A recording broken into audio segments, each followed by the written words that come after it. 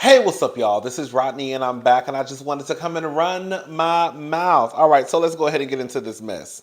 So, I saw the tweet, and I wish I would have saved the tweet, but I didn't. There was a girl, she was basically saying that Usher does not have the hits to perform at the Super Bowl. So, basically, people have been suggesting that Usher be the performer for next year's Super Bowl halftime performance show.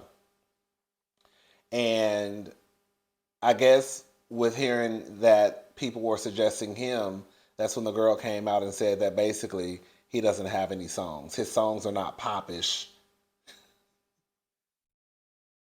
or not pop enough for the halftime show. First of all, that's a little ignorant. Um, anyways, so girl, I'm not no Usher stan, but girl, we're not gonna play with Usher in his catalog. Usher has more than enough songs to create a halftime show that's only 13, 15 minutes long. More than enough bops. Girl, more than enough songs to entertain and be electrifying and over the top and just a show. He has more than enough songs to put on the show for the halftime. It's a tad bit disrespectful. You know, this is what I've come to realize. Um, is I think one sometimes people say things online just to get a reaction. I do believe that. I don't believe that a lot of you believe believe the things that you type. I think that sometimes y'all just write stuff just to get a reaction out of the people to see if you can go viral, and then once you go viral, you've accomplished what you set out to do. I also think too, I always want to know the age of the person when they make these controversial tweets. Girl, girl, how old is you? Girl, now if you probably 21, I would say, okay, girl, you probably don't know no better.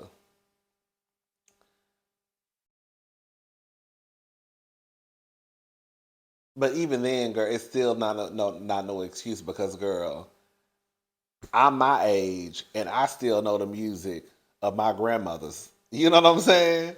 From the Al Greens to all, you see what I'm saying? So it's really not an excuse.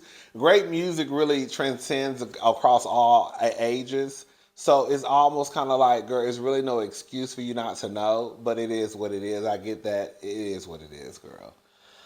But I always think like, how old are you? How old are you, right? I remember somebody said, who was that basketball player? Remember the controversial dad? He has his three sons. I think they all play in the NBA. LeVar, the light skinned dude. He got the three sons. I think they all play basketball. They was calling him like one of the worst dads, but you know, some people were like he just looking out for his sons. Something like that, girl. Anyways, I remember one of his sons made a statement about I can't remember. It was somebody who he said was a better rapper than like Nas or JayZ. And everybody was like, "Girl, who?" I think he said something like, I think he said something like, I can't remember the rapper, but it was a real random rapper like, who? Um, like Kodak Black. He said something like Kodak Black was a better rapper than like JayZ or Nas. It was some crazy stuff like that. Again, I can't remember if he said Kodak Black, but the rapper was like one of those.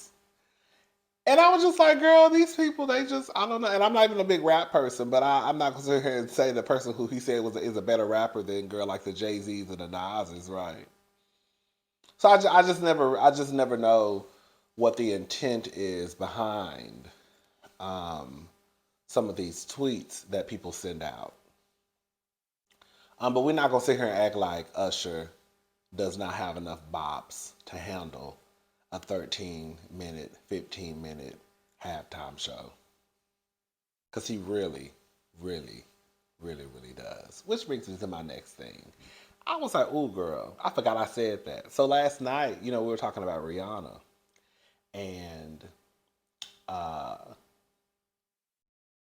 I went back and I reposted a clip of me giving my prediction about what the Rihanna performance was going to give when they announced that she was going to be doing the Super Bowl.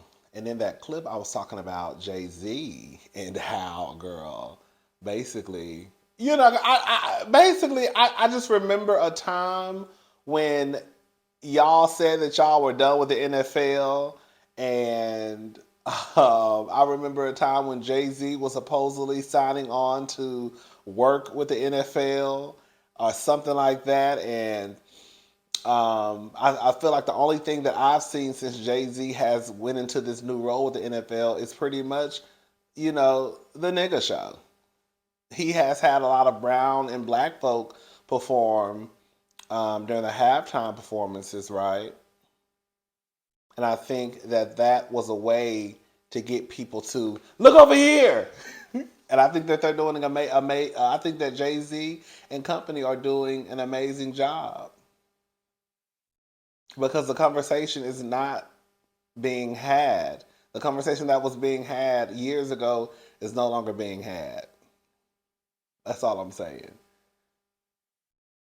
And I think that was the whole purpose of that deal, honestly, was to make sure that the conversation stopped and to make sure that the people got excited. And it's not to say that, girl, you can't be excited about music because music is a beautiful thing. Girl, one of the greatest things ever, right?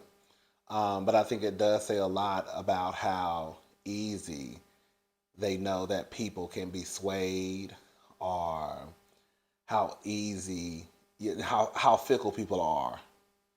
How they know that, girl, they really don't care. Girl, we gonna get, we gonna get the people here to do the halftime shows. They gonna love it. We gonna get, Dr. Dre and Mary J. They gonna go crazy. Ooh, we can get Rihanna. Ooh, they gonna go crazy. Girl, because we not talking about Colin Kaepernick or police brutality no more. Girl, that conversation stopped a long time ago. I'm just saying, y'all. It is what it is. You know, I guess we all play a part in it.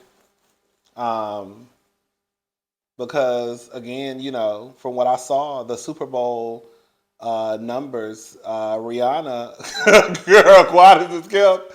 Girl, I think Rihanna had more viewers than the Super Bowl. I think they said Rihanna's halftime show performance brought in like 118 plus million. And I think the Super Bowl show brought in the actual game brought in like 113 or 115. At the end of the day, Rihanna brought in more viewership, basically. So I guess they accomplished what they set out to do. So I guess shout out to JayZ and shout out to the NFL. I mean, we all watched, right? So I guess we can't complain too much if we watching. But that's always in the back of my head. Like I remember last year when they had, and I'm not like no big rap person. I'm more of an R&B pop. That's more my lane. But I remember last year people being so excited when they announced it, like Dr. Dre, Snoop Dogg, and I was like, ooh, look at them. I guess because, and I will be honest and say, I guess because that's really not, I'm really not like a big rap person. I was like, look at them. They was talking all that shit last year, or the year before, the year before that. Look at them. Happy. The niggas gonna be shucking and jiving.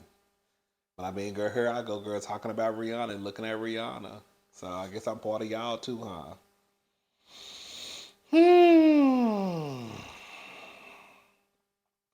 All right, let's move on. Girl, listen to this story. I can read it from here. Texas authorities searching for mom of two after she left her children home alone for 2 months. Girl, listen to this, girl. Authorities are searching for a mother on the run for leaving her 12-year-old daughter and a 3-year-old son home alone for 2 months. Excuse me. Texas police were called to Raven Yates' Roman Forest home after her daughter's father became concerned. Police went to the home and found the two children living in deplorable conditions with very little food, the Daily Mail reported. No food in the house, everything was empty. Chief Stephen Carslow, I can't pronounce his last name, said over the weekend of the kids' conditions. There were some dry beans and spices, that was it. A 12-year-old cannot take care of a 3-year-old for a long period of time, especially over a month and a half. It's dangerous and irresponsible of a parent without medical supplies or ways to get food. That's very dangerous. The girl's father, a music producer who lives in California, told authorities his daughter would ask him to send food to the home and would tell him her mother was busy working. However, he grew more concerned after family members told him Yates was spotted alone in Mobile, Alabama. It's suspected that the mother left the children in late September. Authorities say the brother and sister had different fathers and believe she threatened her daughter by saying her father would take her and leave her 3-year-old brother alone if she told anyone. I read somewhere that they're saying that the woman got mental health issues too.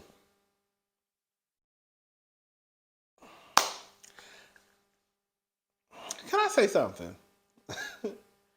Can I say, because y'all said one of y'all called me out and said that I can't be calling myself Rodney The Voice, and I don't want to tell the truth. Because sometimes I do hold back on a lot of stuff. Believe it or not, God, I really hold back on a lot of stuff that I want to say. I usually just say it in front of my sister.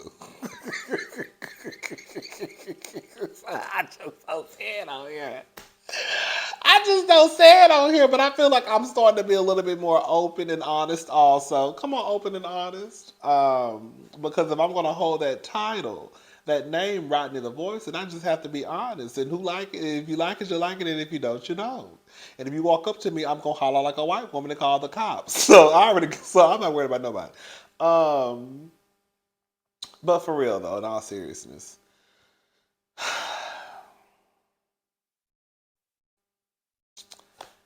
I'm gonna try to keep tabs of this story because I wanted to see if there was more information out there, and so I read an article. I think it was a U.S. Sun, and they really didn't have that much information. So I think because the story is just unfolding, so I don't think people have a lot of information. But I think I did read somewhere that the lady was supposedly might have mental health issues. I'm not putting it on the daddies, but I have a question for everybody: the family, friends, neighbors, the fathers. How does a 12-year-old and a 3-year-old go that long without anybody?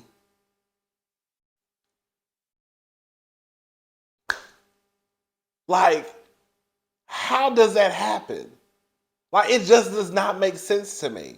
I really feel like I know that we live in an era, a time. Don't get it twisted, because I'm part of that too, right? Where you mind your business, you don't say nothing to nobody. You might see, you be like, okay, girl, I guess I don't know. I think that sometimes we have to get out of that because there is no excuse, no reason why that these kids, these babies, were left alone for that long and like nobody knocked on the door, ain't nobody called. Like, and all I could think about was like, if I call, okay, let me just get a little personal, okay? If I call my sister, and this ain't never happened, I'm just using this as an example of why I don't understand how this happened. If I call my sister and she don't answer, she probably busy with the kids. I don't know. Her, my brother-in-law probably out somewhere. She ain't hear the phone ring. You know, the kid, they all probably out somewhere. They ain't hear the phone ring, whatever. You know, I don't freak out. I'm like, okay, girl, they probably busy. But I also call my niece's phone too. Well, they got an iPad. So I'll call their iPad. So somebody gonna answer. You know what I'm saying? But even if they don't answer, because sometimes they'll ignore my phone calls, they playing a game on their iPad. I know what they be doing. Okay. Um, but even if they don't answer and I don't hear anything back that day, I don't freak out because I'm like, girl, it's 3 kids over there. That's a lot of kids. Okay? It's a lot of kids. And girl, my nieces are dramatic as hell. Okay? So there's a lot of kids and a lot of hollering and screaming and telling on each other that's going on. Y'all know y'all got kids. So I wouldn't freak out. But if I didn't hear nothing back by the next day, I'd be like, girl, my sister ain't got me back. I'm going to call again. You see what I'm saying? Because at this point, not bitch, but at this point, bitch, I know you saw my phone call, girl. Why you ain't call me back? And I know them kids. Okay, let me call somebody answering. And if I call my, like, you know, all I'm saying is like, and if I call my brother-in-law's phone and he don't answer,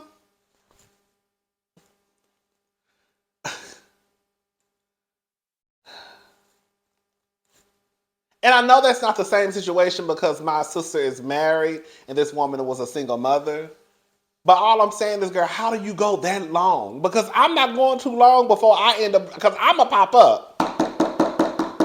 Girl, what is y'all doing? Is somebody in there? Girl, I called you yesterday, girl. Girl, I'm at the window. I'm knocking on the door. I'm ringing the doorbell. Girl, by this time, I done called my mama. Mama, girl, you know, I'm calling Misha. She ain't picking up the phone. I called Corey, too. He ain't answering. And I called the kids. They're not answering the phone. Will you call them yesterday? So all I'm saying is, girl, like, I just don't know how do you go this, like, the two fathers. You have a 12-year-old, because it's two different fathers. You have a 12-year-old and a 3-year-old. How, like, for the one who has a 3-year-old, you mean to tell me you haven't checked on your daughter, or was it a daughter? You haven't checked on your 3-year-old child in 2 months, you sorry bastard? You see what I'm saying?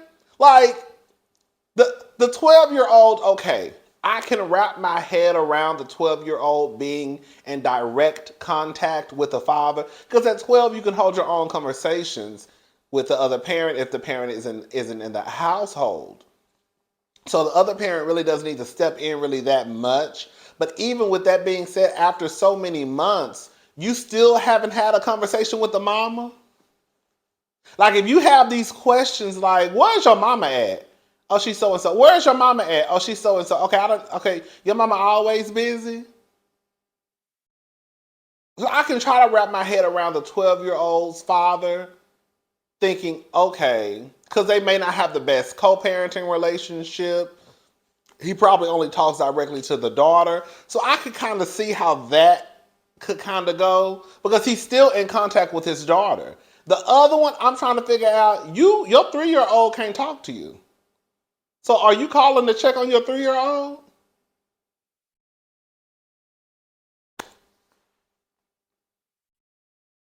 And at this day and age, we all got iPhone, not everybody. But even people, like my mama has an Android phone and she still has video, she downloaded an app. Does she have an iPhone now? No, she don't got no iPhone. Does she got an iPhone now? No, I don't think she do. She had a video app downloaded onto her phone. So she could FaceTime the girls. So it's like in this day and age, like even with the 12-year-old, did he have Apple? I mean, did he, like, will you just call it? I don't know. It's so many questions that I have. Like with the family members, like the grandmamas and the granddaddies and the cousins and if there's uncles and aunties. Y'all wasn't calling y'all nieces and nephews? Or nieces, y'all wasn't calling y'all? Because I can call Tatum them directly. Yesterday was Tatum's birthday. I didn't have to call my sister. I called Tatum's phone directly. You see what I'm saying? Like, when I want to talk to Sloan, I call Sloan's iPad directly. Girl. Hey, Uncle Rodney. Hey, girl. What you doing? How was school? It was awesome. You know, Sloan, it was awesome. It was great. Girl, when I tell you, Sloan, my niece, she absolutely loves school. Loves school. It was awesome. It was great. That's what she said. Girl. Awesome and great. Okay, girl. But yeah, I called them directly, and I told y'all Bailey. She know how to call. Girl, Bailey called me 19 times one time. Girl, I swear to God. I'm gonna post. I'm gonna try to get the. I'm gonna get the. I'm gonna try to post the what is it called?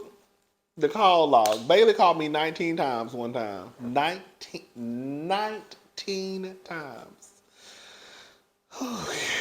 And I, like a dummy, I kept picking up the phone. Hello, hey Bailey. She'll say hello, okay, and then she'll run off. Then you hear her giggling, but she'll come back to the phone because one time I was at the house and she accidentally called me, and I saw what she was doing. So she called my phone, and I was like hello, and then she took off running giggling. So, girl, anytime you say hello, girl, she'll take off running giggling, and then but then she'll go back. She'll go back, and that's how I know she'll go back to the phone, and if she see that you hung up, she call you back. I think she's a mess. Anyways, Chad, let me stop talking about my nieces. But yeah, like there's so many questions I have about this story. Like I feel like everybody felt those kids, baby. Everybody felt those kids. The era. I don't know. Like I don't know. I think the longest that I went without seeing my nieces was probably like 3 weeks. And that's because I was like just in the streets. And then I looked up and I felt so bad. I was like, oh my God, like I haven't seen my nieces like in 3 weeks. Okay, like girl, I think I went to Miami. Down there, girl was hoeing, girl. And I think I came back. And then I think, girl, I saw a cheap flight, then flew back like the next week, hoeing, came back. Because I had been gone, girl, in the streets for like 3 weeks, girl. Girl, living my life. And then I realized, girl, you ain't seen your nieces like in 3 weeks, girl. But yeah, like I just don't understand this story. I mean, I understand the story, but I don't understand how they went so long without somebody checking on them, somebody knocking on the door. Because, girl, even at 12 years old, honey, I wish. I mean, I know you shouldn't answer the door for stranger danger, but girl, like, did they not have family where they live? Was the family only in Mobile? Was it Mobile? Is that how you pronounce it? Mobile? I call it Mobile, but I think some people say Mobile, Alabama. I don't know, girl. We're just gonna say Mobile, Alabama. Like, is that where she's from, and all of the family is down there in Alabama, and she moved to this city by herself, and there were no family or friends there? Like, it's too many questions that I have. It's too many questions that I have. Anyways, but yeah, I'm gonna try to keep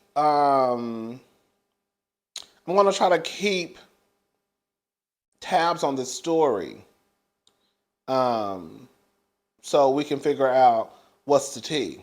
All right, this video is getting extremely too long, so I'll be back so we can talk about some more mess. All right, bye y'all.